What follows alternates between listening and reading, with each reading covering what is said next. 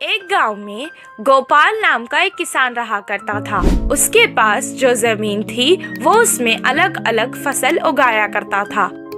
उसके पास एक बैल थी जिससे वो खेत में हल चलाता था और बैलगाड़ी में कभी कभी बांध देता था। बैल सारा दिन काम करके थक जाता था। कभी कभी उसे अपने मालिक पर बहुत गुस्सा आता था, पर कुछ नहीं कर सकता था। वो सोचता था कि एक दिन उसका भी समय बदलेगा।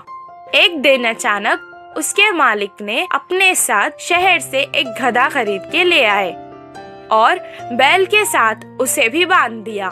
गधा बैल के साथ बात करके दोस्ती करना चाहता था। वो उससे कहने लगा, हमारे मालिक तुम्हें अच्छे से देखते हैं। गधे की बात सुनकर बैल दुखी हो गया और अपना सारा हाल सुनाने लगा। ये सुनकर गधे ने कहा, अगर तुम्हें काम से बचना है तो मैं एक उपाय देता हूँ। इसी बात का वो इंतजार कर रहा था कि कोई उसे काम से बचने का उपाय दे। तुम खाना पीना छोड़ दो और बीमार होने का नाटक करो। इससे मालिक तुम्हें कोई काम नहीं देंगे। गधे की सलाह सुनकर अगले दिन से वो बैल वैसे ही करने लगा। ना खा रहा था, ना पी रहा था, ना ही खड़ सकने का नाटक कर रहा था। उसे बीमार देखकर किसान उसे छोड़कर अकेला ही खेत चला गया। वो वैसे ही सारा दिन तक बीमार होने का नाटक कर रहा था। 8 दिन बाद किसान ने उस तंदुरुस्त गधे को बैल की जगह अपने साथ खेत ले गया। जो काम वो बैल से करवाता था वो अब गधे से करवाने लगा। सारा दिन मेहनत करने के बाद गधा रात को थक जाता था। बैल को आराम करते देख के वो कहने लगा, अయ్यो, मैंने उसकी मदद करके अपना ही नुकसान कर लिया। बचने के लिए कुछ उपाय सोचना पड़ेगा।